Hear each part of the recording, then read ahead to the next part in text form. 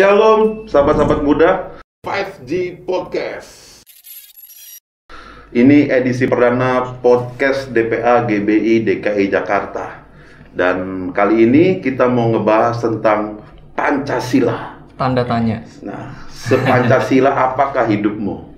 Dan seberapa kerenkah Pancasila? Dan podcast kita ini punya nama, namanya 5G. 5G itu apa, Den? Ya, jadi 5G itu adalah, baca lupa saya. Jadi 5G itu ada Nyontek kepanjangannya. juga, Jadi ada genuine, generous, goodness, glow, and grow. Grow. Bahasa Indonesianya genuine apa? Asli. Generous itu lemah lembut, ramah. Goodness itu baik. Glow itu bersinar dan grow bertumbuh.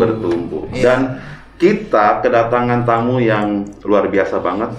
Iya. Bro Yeri Patinasarani. Iya, biasanya lihat di YouTube, sekarang ketemu secara langsung. Gimana, Den? Excited, Den?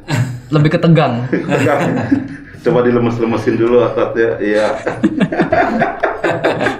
Ya, selamat datang Bro Yeri. Thank you udah kasih kesempatan. Iya, thank you banget udah main-main di podcast kita di 5G Podcast DPA GBI DKI Jakarta ya.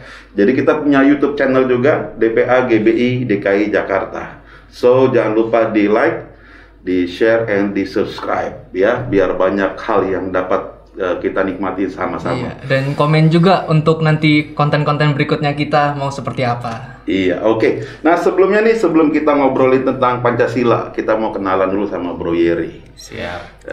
Kenalannya kalau lahir di mana pasti udah pada tahu. Tapi ada satu hal yang bikin saya tertarik. Kenapa bikin ini movement ya, gerakan sih kalau saya mau bilang gerakan lah ya. Ayah hadir. Yes. Nah itu kenapa? Jadi itu campaign karena gini. Setelah mungkin kurang lebih hampir 15 tahun melihat berbagai macam permasalahan generasi yang ada di Indonesia, drugs, sex trafficking, LGBTQ dan sebagainya, maka saya mengkerucut kepada satu isu, yaitu kehadiran ayah. Oke.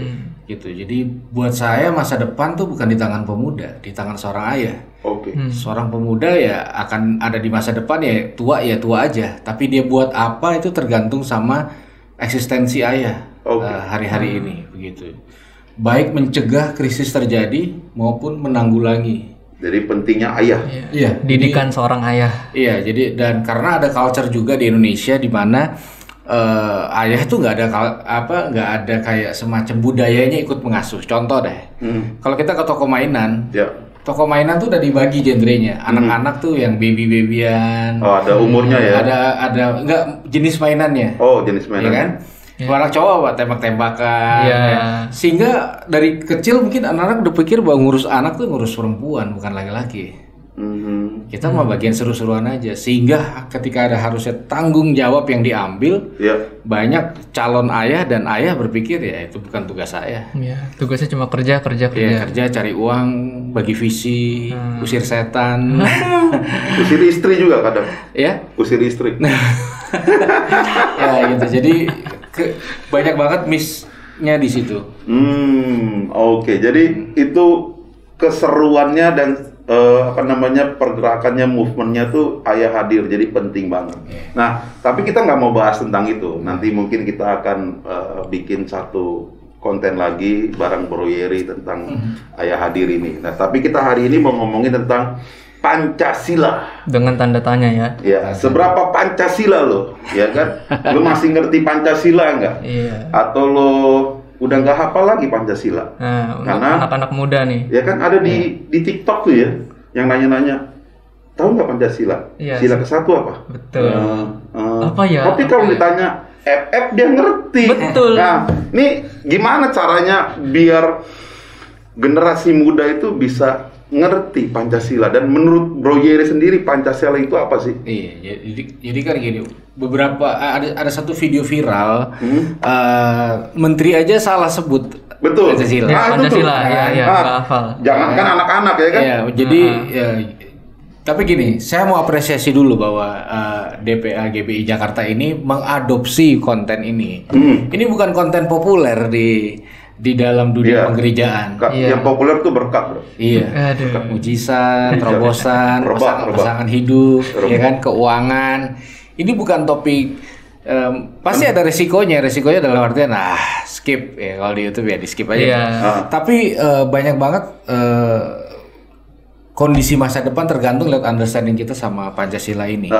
Gitu. Kalau buat saya pertama ya jelas kalau dari sisi rohani ini anugerah Tuhan untuk Indonesia. Ya, karena ini merupakan pondasi, landasan, dasar negara. Ya, kenapa ini penting? Karena sempat ada pemikiran beberapa tahun lalu mengenai 4 pilar bangsa. Salah satunya adalah Pancasila. Dan menurut saya pribadi, jelas Pancasila bukan pilar, dasar. Kalau dia pilar, nanti dasarnya apa? Nah, ada orang yang memang mau mengganti kita punya pondasi. Jadi itu adalah pertama anugerah, kedua warisan dari perjuangan para pejuang dulu, yang wajib sebagai anak Tuhan kita tuh mengadopsi dan meneruskan apa yang mereka lewat mengaplikasikan nilai-nilai Pancasila itu tersebut. Paling enggak gini, jangan sampai kita membahas soal Pancasila dan nasionalisme hanya 17 Agustus dan 10 November. Minimal itu. 1 Juni juga. 1 Juni ya hari Pancasila. Betul. Ya, jadi kita menempatkan Pancasila menjadi segmen. Padahal dia bukan segmen. Semua yang berhubungan dengan apa yang kita lakukan harusnya ada korelasi dari Pancasila itu sendiri. Maka disebut dasar. Cara berbangsa kita dasarnya itu Pancasila. Jadi kalau ngomongin Indonesia harus ada Pancasilanya, gitu ya. Harus. Jadi kalau ngomongin kerukunan harus ngomongin Pancasila. Nah, cermin dalam kehidupan kita sehari-hari. Betul banget. Nah, buat teman-teman, buat sahabat-sahabat muda dimanapun, kita mau izin buka masker karena ngap banget pasti. Nih, gue ngomongnya capek. Jadi mau izin kita dipastikan kita semuanya sudah sehat keluar dalam dan sudah menerima vaksin dengan baik. Dua kali ya. Dua kali ada privilege ya. Ada privilege. Oke. Mohon izin. Itulah.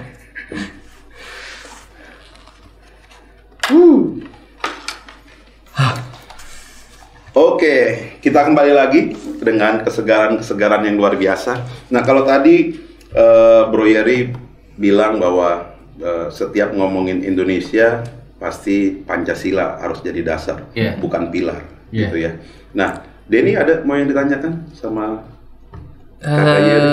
Apa ya? Aku agak penasaran sama Pancasila tuh yang sila pertama nih di negara kita nih. Kan sila pertama ketuhanan yang Maha Esa nih. Nah, menurut Kakak Yeri, menurut Kakak Yeri itu pemahamannya tentang sila pertama ini untuk bangsa kita tuh apa? Ketuhanan yang Maha Esa, gitu loh. Jadi nggak bisa dipungkiri bangsa kita ini dipimpin oleh religi. Jadi keimanan tuh menjadi core penting. Nah, makanya sangat penting untuk kita memformulakan secara utuh. Iya kan? Antara Pancasila dan agama. Karena ada juga pemuka agama yang lain berkata Pancasilanya bukan di kepala tapi di situ. Nah, ada kan? Terus ada Pancasila versi A, versi B, versi C, dan sebenarnya itu tidak mewakili semangat dari bapak-bapak bangsa ini. Gitu. Jadi cara hidup beragama di bangsa Indonesia harus berpadanan dengan Pancasila. Sila satu tadi itu. Sila satu itu. Jadi negara ini sudah memberi ruang. Implementasi sederhananya apa? Tanah Indonesia hanya boleh diinjak oleh perbedaan. Indonesia percaya bahwa Tuhan itu mutlak, tapi Tuhan yang mutlak mengizinkan ada juga agama dan kepercayaan lain di sekitar kita. Siapa kita menolak orang-orang yang berbeda dengan kita? Jadi begitu semangat menyingkirkan perbedaan itu ada, jelas itu pelecehan sama Pancasila. Sila pertama. Gitu. Ada lagi deh, seru kayak tadi perbedaan. Mungkin Tuhan mengizinkan perbedaan. Ya ujung-ujungnya toleransi juga sih itu ya. Toleransi ya. Toleransi. Mungkin lebih ke apresiasi sih. Apresiasi. Kan? Toleransi itu kan ada tingkatannya. Gitu seperti kayak kita harus. Jadi gini misalnya, contoh ya, ini kan contoh bebas-bebas aja. Bebas. Misalnya, kamu pemuda GBI, Saya saksi Jehovah. Wah. Ya, contoh kan? Iya, Berat nih. contoh. Iya kan? Jadi sahabat-sahabat, Iya, kalau misalnya dengerin ini sambil santai. Iya, misalnya saya diajarin dong cara menangin kamu gimana. 5 Betul. langkah memenangkan orang karismatik. Ah, Orang karismatik juga punya cara. Iya, betul. Mengcounternya gimana? Nah, semangat dari kehidupan beragamanya, inklusifnya ya, bukan eksklusifnya. Pertama, jangan kompromi. Kalau kamu yakin jangan dengan semangat toleransi kamu menurunkan nilai-nilaimu, jangan. Iya, Itu salah. Betul. Saya juga mungkin begitu. Jangan turunin, tapi secara inklusif harusnya kita masih bisa futsal bareng, ngopi Iya, bareng, iya, ketawa benar, bareng. benar. Nah, Iya. itu semangat Pancasila di dalam tatanan beragama di Indonesia harusnya seperti itu. Jadi saya tidak menaklukkan, ayo kita menangkan, ayo kita menangkan. Iya, Jadinya kayak tontonan apaan sih? Gitu. Oke, Itu tuh. Gitu. Jadi Toleransinya di situ. Jadi bukan sekedar sampai di tahap toleransi deh, tapi sampai ke apresiasi. Iya. Iya, Ya kan? bisa. Karena setiap agama berpikir bahwa mereka masing-masing benar. Iya. Iya, Dan iya. kita di internal kita aja kan begitu. Masalah baptisan kan bisa Iya. musuhan bertahun-tahun. Iya, benar-benar. sampai sekarang nih, nggak selesai, nggak ketemu-ketemu ya kan? Ini contoh ya kan ngomong apa adanya kan. Iya, iya, Sekarang bebas. orang nanya saya, Pak, gereja di mana? Saya sebut A. Ada pertanyaan kedua. Itu pecahan mana ya, Pak? Tapi coba cari ya sebuah historical satu institusi pelayanan tanpa histori perpecahan sulit. Nggak ada. Nggak ada. Karena kita kehilangan satu poin penting. Kalau kerohanian udahlah, kita punya masing-masing top Iya. lah. Yes. Tapi masalah kebangsaan, Pancasila dan nasionalisme itu yang perlu dibangun. Gitu. Dan kurangnya itu ada di gereja. Iya. Ya kan? Karena gereja merasa hubungannya langsung ke Tuhan aja, Iya. nggak Iya, perlu benar-benar. manusia, Iya. gitu kan? Manusia pun kalau yang tidak segereja nggak dianggap manusia. Iya. Nah, ngerinya tuh di situ. Jadi Iya. jangan sampai ditoleransi deh, Iya. apresiasi. Apresiasi. Apresiasi. Karena kadang doktrinal sulit menjabarkan ini. Tapi waktu kita bicara dari kacamata Pancasila, nasionalisme dan Yes. apresiasi, Yes. dapat nanti ininya jalan tengahnya gitu. Bersama tidak harus sama. Iya. Betul, benar. Iya. Sering dengar kan? Iya, Bersama tidak harus sama. Iya, sering terjadi di lingkungan saya juga. Cuman nggak sadar aja. nggak sadar. Iya, gitu keren kan? Nah, sekarang nih kita mau nanya tentang bagaimana sih Pancasila bisa menyatukan hubungan sosial yang selaras, serasi, seimbang antara individu dan masyarakat. Gitu. Jadi mungkin tadi kita sudah bahas tentang toleransinya, tapi jangan sampai di tahap toleransi. Nah, di Indonesia kan untuk toleransi aja susah, apalagi untuk serasi, selaras dan seimbang antara individu satu dengan yang lainnya. Nah, itu gimana caranya kita bisa menyampaikan Pancasila secara lugas sehingga seluruh lapisan masyarakat, bahkan yang mengaku bahwa dia beragama, bisa mengimplementasikannya dengan baik. Ya, ketika krisis itu terjadi, waktunya Pancasila digaungkan. Gitu. Nah, pengertian dari Pancasila itu sendiri pasti akan mengedukasi si pendengarnya itu, sehingga yang pendengarnya ini akan kaya akan rasa, kaya akan pengertian dan paradigma dalam berbangsa ya, bukan beragama ya. Kalau beragama tuh eksklusif yang berbeda, orang punya doktrin masing-masing. Tapi bagaimana caranya kita bergotong royong dengan masyarakat, duduk dengan yang berbeda, lalu memiliki sebuah kepedulian, mengambil tanggung jawab, berdiri di titik krisis bangsa, itu nggak mungkin terjadi kalau Pancasila ini tidak selaras dengan kehidupan kita sehari-hari, gitu. Jadi harus dihidupi ya. Terus dihidupi. Nah, masalahnya begini, ketika waktu mungkin saya dan Bro Yeri sekolah waktu itu ada yang namanya PMP, ya kan, belajarnya tentang Pancasila, bahkan sampai 64 butir itu kan, semua segala macam. Tapi semakin kesini kan belajar nggak 64 butir Pancasila itu kan? Nggak. Nah itu dia. Apakah karena dihilangkannya mata pelajaran tersebut dari sekolah sehingga anak-anak milenial sekarang tidak merasa Pancasila bagi mereka itu tidak penting. Pancasila itu nggak penting bagi mereka. Yang penting adalah apa yang diajarkan oleh agama mereka itu lebih penting daripada mereka menghidupi Pancasilanya sendiri. Pancasila cuma jadi hafalan doang buat di sekolah dapat nilai. Untuk belajar aja nilainya. Nah, menurut Bro Yeri? Jadi gini, Pancasila tuh nggak punya ruang leluasa, nggak dikasih tempat di bangsa ini. Di akademis nggak ada. Di ini baru aja kan Sultan di Jogja. Iya betul, itu keren banget tuh. Setelah sekian banyak kerusuhan terjadi, baru ya. Memang kita harus apresiasi, tapi itu bisa dibilang karena gini, pemikiran tentang pentingnya Pancasila gini, misalnya, sorry nih bro, lu sakit nih. Terus gue bilang sama yang lain, kawan kita sakit, patungan yuk. Oke, yuk. Tapi kalau misalnya gini, lu sehat. Terus gue bilang sama yang lain, kawan kita sehat nih, yuk patungan yuk biar makin sehat. Ngapain? Nah, Pancasila selalu jadi punya tempat ketika ada masalah dan krisis dulu terjadi. Iya. Gitu. Ketika ada isu di akar rumput baru digaungkan, diingetin lagi. Harusnya tuh menjadi sebuah kesadaran bahwa kita membutuhkan itu. Ya contohlah di gereja. Ruangnya seluas apa masalah Pancasila ini? Siapa yang mengkhotbahkan dari mimbar? Kalau dikhotbahkan pun orang suka apa enggak? Siapa yang mentemakan? Siapa yang mengidentitaskan? Siapa yang memberi ruang dalam kelas-kelas salvation, Holy Spirit, second coming? Gitu ya. Orang berpikir korelasinya nggak ada. Itu bahayanya. Kita memisahkan realita kebangsaan dengan kehidupan beragama. Akhirnya Pancasila ini nggak punya ruang mendarat yang di pemuda nggak ada, hampir nggak ada. Ya inilah istilahnya kabar baiknya, gitu. Baru dimulai kan. Dan kita nggak tahu bertahan sampai kapan. Sultan mengumumkan dan harus melaksanakan itu setiap jam 10 ya. Kalau itu aja udah banyak komen negatifnya. Ini mau mulai buat model Korea Utara nih.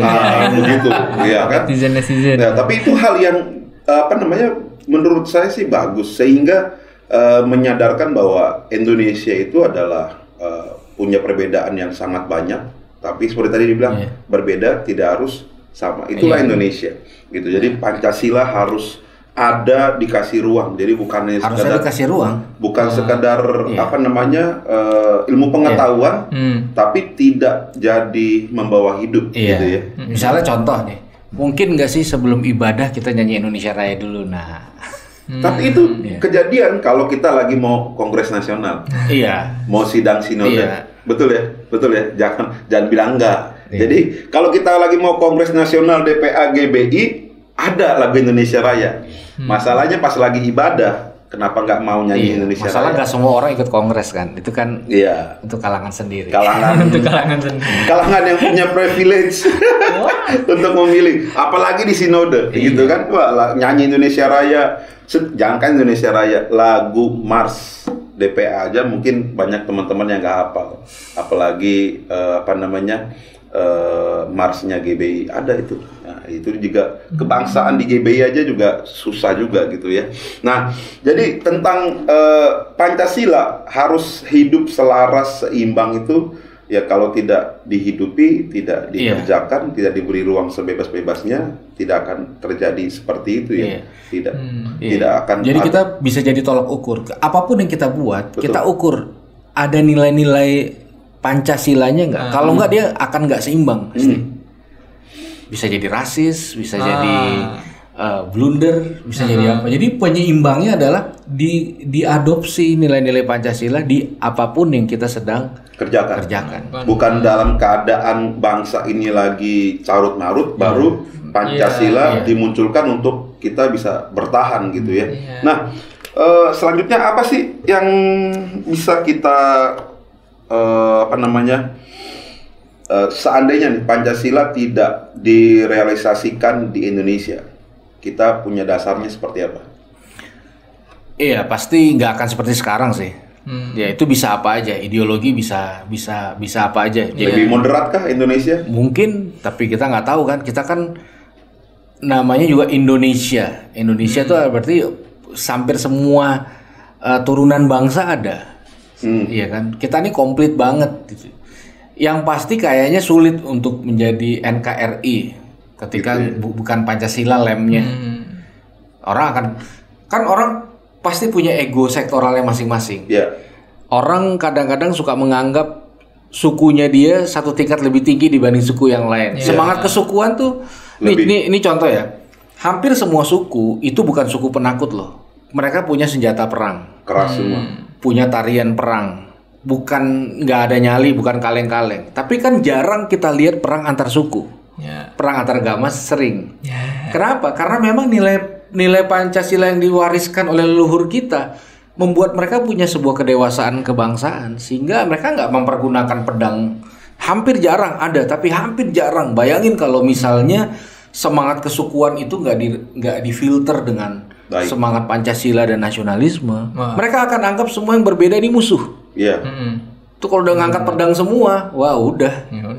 Mungkin Indonesia nggak ada kali. Pasti nggak ada sih.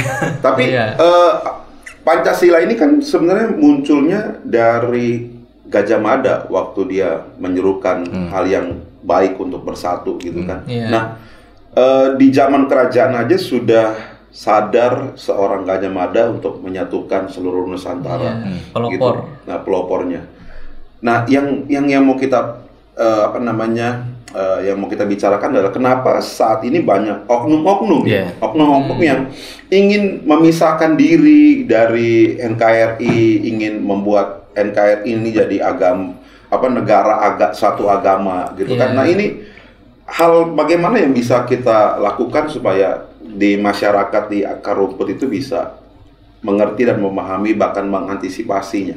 Iya, jadi ketika identitas itu, dasar itu hilang, maka orang akan membutuhkan, itu jadi sebuah kebutuhan. Makanya kalau mau jujur ya, hampir semua doktrin-doktrin yang sifatnya ego sektoral pasti doktrin dari luar.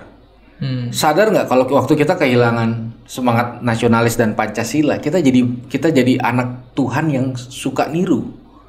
Karena kita nggak menghargai identitas itu. Nih contoh ya, 15 tahun lalu ada nggak istilah pastor? Nggak ada. Istilah pastor dari mana? Dari luar. Betul. Kita tuh beragama pun bergenre luar, bukan Indonesia asli ya. Bukan Indonesia asli. Terinfluence dari luar. Iya, ya kan? Itu nggak salah, tapi kalau itu terus dilakukan ya salah lah. Sekarang kan kita datang ke ibadah, kita bisa lihat siapa influence-nya. Oh, Hillsong, oh Battle. Dari genrenya, dari cara bajunya, cara pakai baju, cara nyanyi, bahkan doktrin-doktrinnya pun doktrin-doktrin luar yang akhirnya dibawa ke sini. Blunder. Iya kan? Ada orang yang kiblatnya Korea. Iya kan? Ada yang kiblatnya Amerika, ada yang kiblatnya Australia, ada yang kiblatnya Singapura. Tapi ketika diimplementasikan ke sini, sulit. Orang Indonesia pakai batik bukan jas. Harusnya itu identitasnya seperti itu. Gitu ya. Iya kan? Akhirnya itu kan semuanya kayak kita lebih menghargai budaya luar. Iya kan? Salah satu penjajahan depan mata adalah penjajahan kuliner luar. Itu betul. Contoh kan, itu kan artinya nggak emang enak, tapi harusnya semangat nasionalis itu menghargai homemade-nya. Nah bayangin kalau dalam pelayanan menemukan homemade-nya, kita nggak sibuk niru. Bahkan kita bisa jadi bangsa yang menginspirasi karena kita memunculkan identitas kita, tapi kita sibuk niru. Dan akhirnya kita gontok-gontokan di situ. Ya kan, itu kan capeknya kita anak muda melihat yang di atas. Bagaimana akhirnya faktor luar itu dominan sekali dalam menempatkan pelayanan. Dulu nggak ada, ya saya ngerti sih ada progresif dalam pelayanan, tapi kadang-kadang kita niru, gitu. Bayangin saya pelayanan satu daerah pedalaman, tetap ada tuh lampu kelap-kelip. Saya bilang relevansinya apa? Ya kalau nggak mirip sama gereja-gereja besar di Jakarta, nanti relevansi penyembahan kita nggak, itu niru. Jadi faktornya jadi kayak eksteriornya lebih harus. Iya, karena kita nggak terbiasa menghargai. Nah, semangat Pancasila itu selalu menghargai apa yang ada. Sehingga kita nggak mengejar kayak gini. Satu isu yang saya resah. Banyak orang berpikir sekarang besar pasti benar. Itu soalnya orang mengejar kebesaran. Kalau lu besar, lu ngomong sampah juga orang akan ngomong amin. Sorry, kentut aja juga dianggap kuat. Tapi kan semua lagi mengejar ke situ. Iya kan, hampir semua aksesoris diarahkan ke situ. Nah, lalu saya coba itu dari mana sih? Dari pemikiran yang diadopsi dari pemahaman doktrinal dari luar. Ya. Mesti banyak, mesti ini, sehingga padahal kalau kita punya kearifan lokal ini jauh lebih luar biasa. Tapi kadang kita nggak nengok juga gara-gara itu. Nggak kita expose ya. Nah, makanya semangat nasionalisnya harus dibangkitkan sehingga orang punya rasa aman termasuk dalam pelayanan. Keren banget tuh. Jadi bayangkan di gereja pakai baju daerah, keren nggak? Iya. Ya kan? Tapi nggak kebayang juga kalau pakai koteka sih. Ngeri-ngeri juga, agak mantap juga tadi ya. Mungkin kalau di Papua mungkin oke ya dengan unik ya ngelihatnya. Dengan kearifan lokalnya mereka itu oke. Jadi Pancasila harus menghargai. Jadi setiap orang yang mengaku Pancasila harus menghargai. Nah, Den, ada yang mau disampaikan, ditanyakan ke Kayeri? Apa ya? Mungkin ini deh, aku mau tanya kayak gini. Kalau di suatu bangsa itu dia tidak mempunyai ideologi, tidak mempunyai fondasinya, itu gimana? Biasanya ya, ketika bangsa itu dirancang, pasti bapak-bapak bangsa akan memikirkan fondasi atau ideologinya. Nah, kalau kita lihat sejarah lahirnya Pancasila itu kan lahir dari banyak opini, ya gitu kan, dan banyak versi. Dan akhirnya terbentuklah Pancasila ini. Sebagai dasar negara. Dalam prosesnya pun berarti kita harus lihat bahwa semangat Pancasila adalah semangat menghargai proses, bukan gila hasil. Gitu. Tapi artinya menurut saya bahwa nggak mungkin suatu negara berdiri tanpa fondasi ideologi atau dasar negara. Gitu. Itu kan sama kayak kalau kita nggak bangun, nanti orang lain yang akan bangun. Nah, penjajah itu kan mengisi itu. Jadi begitu Indonesia punya Pancasila, itu penjajahan frustasi lah, penjajah frustasi. Iya, benar. Karena kita menemukan pijakan kaki dan identitas. Iya, jadi pemersatu bangsa. Dan ya, karena gini nih ya, kalau kita lihat Kalimantan ke timur, maka kita akan menemukan banyak mayoritas beragama Katolik dan Kristen. Kalimantan ke barat Muslim. Jadi tanpa disadari sebenarnya kita sudah dipersiapkan untuk pecah. Jakarta lah, ini kan DKI Jakarta ya. Jakarta Barat, Jakarta Utara. Beda dong kalau ke Jakarta Timur, Jakarta Selatan. Jadi menurut saya memang sudah ada oknum-oknum yang mengkondisikan kita itu mudah pecah. Iya dong. Jadi di kotak-kotak. Kita lahir udah ada konflik itu. Ya kan, antara gereja tradisi dan karismatik. Iya kan? Kita melihat di depan mata bantai-bantaian, sikat-sikatan, sindir-sindiran. Sepertinya memang sudah dikondisikan perbedaan itu. Nah, begitu Pancasila mendaratkan secara eksistensi dan natural, dengan tepat dan dengan sehat, maka itu nggak akan jadi potensi apa aja. Maka kecelek lah yang sudah merancangkan benih-benih perpecahan itu. Karena yang ada adalah benih Pancasila ini mendewasakan kita dalam hidup bertata negara. Yes, betul. Gitu. Contoh misalnya, kacamata Pancasila nggak memandang mayoritas minoritas, itu clear. Benar. Nggak ada mayoritas minoritas tuh warisan penjajah. Siapapun yang masih menggunakan dan memikirkan dan mengkondisikan itu terjadi, dia jelas bertentangan dengan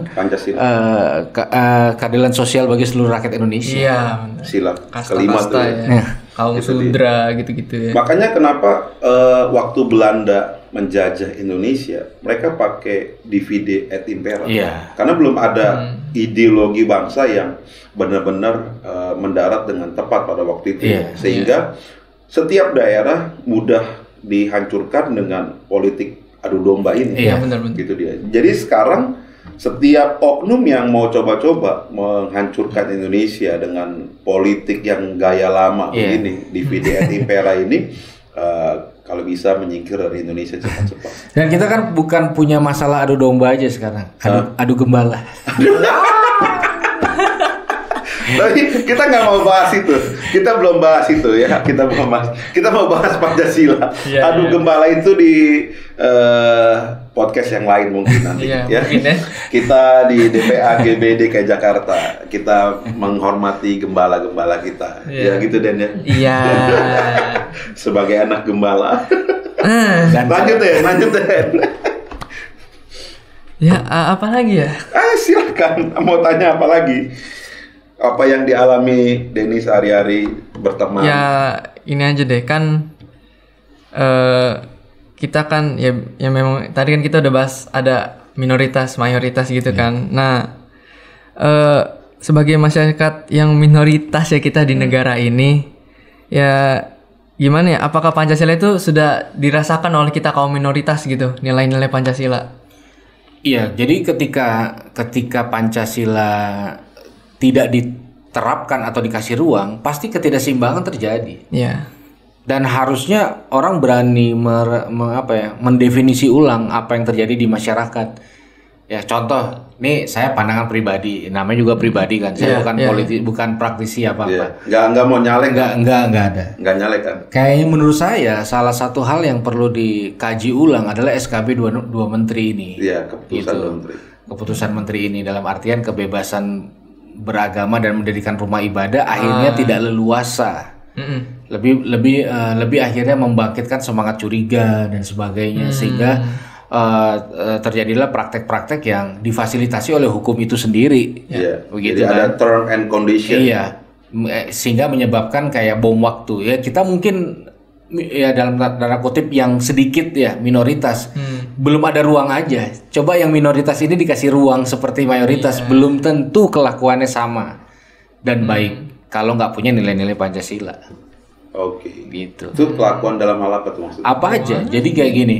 Menganggap lebih baik, mengintimidasi yang minoritas, ya kan, mengurangi ruang gerak, menciptakan isu-isu, membangun semangat kebencian sama minoritas, begitu. Dan itu kan sempat terjadi di kota-kota yang mayoritas, katakanlah Kristen, seperti itu. Ya, kalau makanya yang ngeri ruang aja. Ya kan? Kalau orang punya ruang luas gak dia apa-apain, aslinya dia kelihatan. Contoh, ya hamba Tuhan yang tinggal di Jerman yang itu dia. Koar-koar kemarin soal menjelekkan agama lain dan ya itu kan karena ada ruangnya. Dan di sana bebas. Di sana adalah kebebasan beragama, berpendapat Jadi nggak bisa freedom of speech. Iya. Dan tidak coba ada di sini. Dia memang orang yang smart sih, saya bilang sih. Iya. Dia berbicara di tempat yang tepat, di negara yang tepat, dan sarananya tepat juga untuk gitu kan. Jadi bisa. Dan ya kalau ada di sini mungkin udah selesai di BUI gitu kan.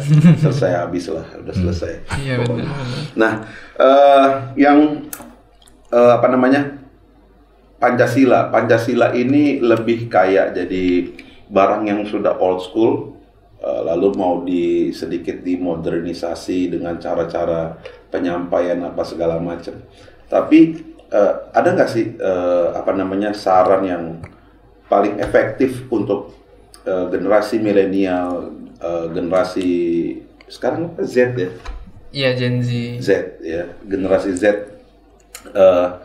Bagaimana caranya mereka bisa menikmati dan mempelajari, bahkan kalau kayak bahasa rohani rema, Pancasilanya itu rema dalam hidupnya. Cara yang paling efektif deh apa? Iya, jadi di branding lah. Di branding ya. Iya, pertama lewat personal branding, adopsi aja. Iya, benar-benar. Adopsi aja secara pribadi, lalu diadopsi secara komunal. Perbanyak ruang-ruang diskusi lintas agama, lintas suku, lintas profesi, biasain gitu. Jadi kalau saya ngajarin praktisnya gini, misalnya gini, kamu punya WhatsApp grup di WA banyak dong? Ya. Ada lah pasti ya. Iya ada. Di antara semua WA grup yang isinya ada non Kristen banyak nggak? Banyak lah. Banyak ya. Nah itu contohnya kayak gitu, masukin aja. Jadi kita nggak eksklusif. Iya benar. Minimal kalau kita mau nyindir ada orang di grup yang yang agamanya itu, kita akan nahan diri dan kita mulai biasa. Yang sulit sekarang mendorong komunal anak-anak Tuhan ini untuk masuk dalam pergerakan-pergerakan nasionalis kebangsaan gitu. Ya udah nggak apa-apa juga. Tapi kalau itu belum terjadi, ya dikasih ruang aja. Jadi dijadiin tema tahunan, bulanan, harian. Gitu ya. Kalau bisa renungan harian, adopsi ada ininya. Pancasila ya. Mendorong misalnya sebelum ibadah pemuda nyanyi dulu lagu Indonesia Raya. Kenapa dijelasin? Benar-benar. Terus di branding gitu loh. Iya, harus dikasih pemahaman juga. Nggak bisa cuma kayak ya ini wacana-wacana aja nggak bisa, karena kita sudah sangat tertidur dari nilai-nilai ini. Itu dia. Jadi perlu shock terapi yang gue bangun. Iya gitu. Nah gitu sih. Itu harus kayak dikatakan bahwa sampaikan terus berulang-ulang. Itu dia, sampaikan terus berulang-ulang sampai ngerti, sampai paham. Repetisi ulangan sampai menghidupi apa yang disampaikan. Ya, bukan cuma masuk kuping kanan, keluar kuping kiri, tapi benar-benar sampai masuk benar-benar. Kalau masih masuk kanan keluar kiri masih ada yang nyangkut deh. Masih ada yang lewat. Tapi kalau kanan keluar kanan nggak ada yang nyangkut, habis gitu, habis semuanya ya, habis selesai itu dia. Nah, Pancasila itu tadi ngomongin keadilan sosial bagi seluruh rakyat Indonesia. Sila 5. Kenyataannya deh. Hukum itu hanya berlaku bagi orang yang tidak punya apa-apa. Tadi dibilang besar.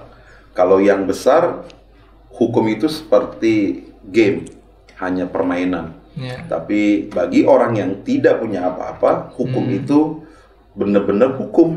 Ini gimana kita menjelaskannya buat teman-teman di rumah, dimanapun nanti yang dengar, yang nonton gitu ya, tentang Pancasila yang tidak seimbang, tidak selaras tadi. Hanya bagi orang kecil kayaknya berat banget, tapi bagi orang besar jadi permainan. Jadi banyak orang hanya berhenti di situ, titik frustasi. Memang membuat frustasi kok, itu real. Itu sama kayak ngejelasin orang yang kepahitan sama gereja. Ya real, orang kepahitan sama hukum. Ya emang begitu. Enggak kok, positive thinking, enggak kok, realitanya begitu. Sampai ketakutan kalau dia misalnya rumahnya kemalingan, lalu sampai ketakutan begini, dia mau bikin laporan polisi pun ketakutan, karena sudah otaknya itu diisi dengan nanti kalau lo lapor polisi lo harus bayar ini segala macam. Ibaratnya lo tadinya hilang ayam jadi hilang kambing lah. Begitu dia. Di Indonesia itu begitu. Itu realita. Tapi jangan abisin energi dalam titik frustasi itu. Sama kayak orang gue kepahitan nih sama gereja.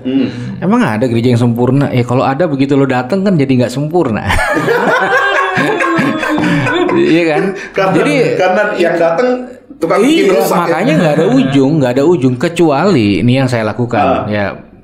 Saya punya anak 4 tahun. Nanti dia usia 20 sampai 30, tugas saya memastikan kondisi dia jauh lebih baik dari saya. Apa yang harus saya lakukan? Sini, lahirkan petugas-petugas hukum dari remaja yang punya integritas, yang cinta Tuhan, cinta Indonesia.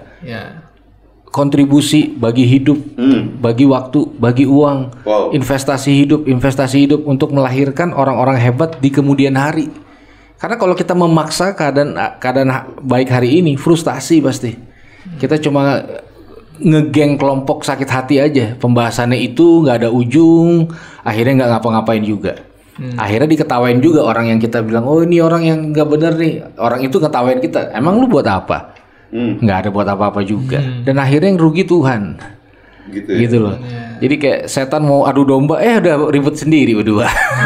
Biarin aja deh.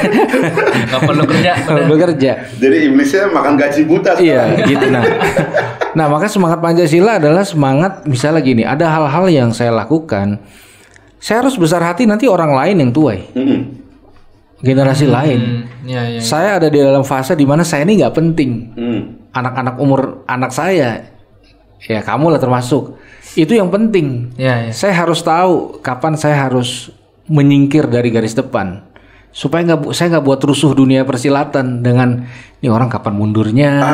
Ini dia nih Ini dia. Itu kan semangat Pancasila itu perlu regenerasi juga. Loh, itu makanya kalau nggak dibungkus dengan semangat Pancasila, Iya. sulit. Orang dengan nilai-nilai Pancasila, dia tahu ada kepentingan yang lebih besar dari dirinya sendiri. Nah. Jadi legowonya itu udah harusnya dari firman, termasuk dari nilai-nilai Pancasila, berkorban, Tapi itu persatuan nggak Indonesia. jadi gereja. Iya, makanya itu perlu dimix. Maka saya bilang dari awal itu anugerah Tuhan. Yes. Salah banget kalau kita tidak menerjemahkan itu secara rohani Pancasila. Which is Bhinneka Tunggal Ika, memudahkan kita menjelaskan Tritunggal pada siapapun. Oke. Iya dong, lebih mudah. Bahkan Injil itu lebih mudah diterjemahkan di dalam bahasa kebangsaan. Iya. Gitu loh.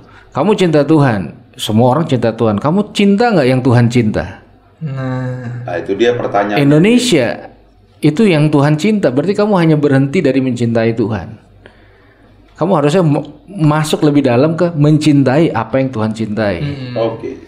Apa itu? Indonesia. Jadi harusnya kita ketika kita cinta Tuhan, kita berani lepas atribut kerohanian kita untuk bisa berbaur, ngeblend dengan akar rumput, Mantap tuh. berdiri di titik krisis itu. Karena itu yang terjadi. Yang terjadi ketika krisis terjadi, kita bikin event. Orang butuh kita datang, hadir.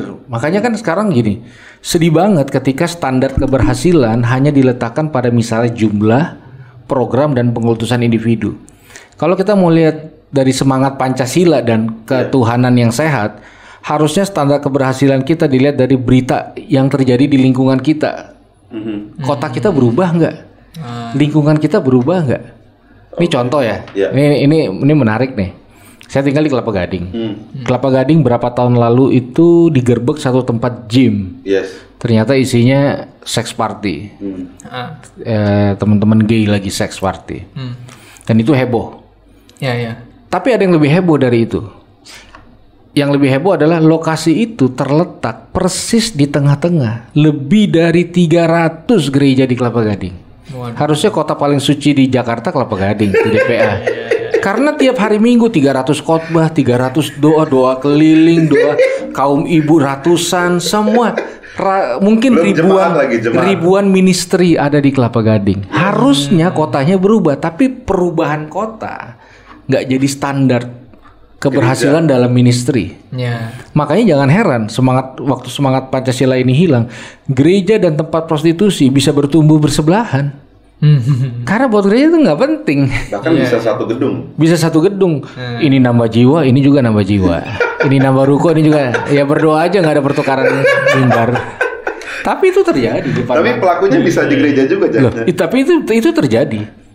Jadi gini, ketika kita tidak menyelesaikan krisis bangsa, maka krisis bangsa akan menyelesaikan kita. Nah, semangat perjuangannya itu ada di situ. Ketika kita nggak punya dalam tanda kutip musuh bersama di dalam ministry pelayanan, kita akan sibuk menempatkan orang lain jadi musuh bersamanya kita. Karismatik, reform, semua tuh kayak ngangkat bendera perang. Padahal kita punya masalah narkoba, kita punya masalah seks bebas, seks trafficking, human trafficking, gitu loh, krisis-krisis yang lain yang butuh perhatian bersama. Gila banget. Ini ngomongin Pancasila. Baru ngomongin Pancasila udah sampai ke bawah ke gereja. Makanya kenapa hidupi Pancasila, mengerti dulu Pancasila. Oke. Nah, ada pertanyaan terakhir deh buat Kakak Yeri. Udah nggak tahu, udah agak puyeng ini. Udah kayak belajar PKN campur agama. So teman-teman. Terus di ruang guru BK lagi. Iya bener. Lo bayangin guru BK yang kayak begini. Bayangan dia nggak senyum ya. Kalau dia masih senyum, coba kalau dia nggak senyum, lo guru BK-nya mungkin keringet dingin habis. Aduh.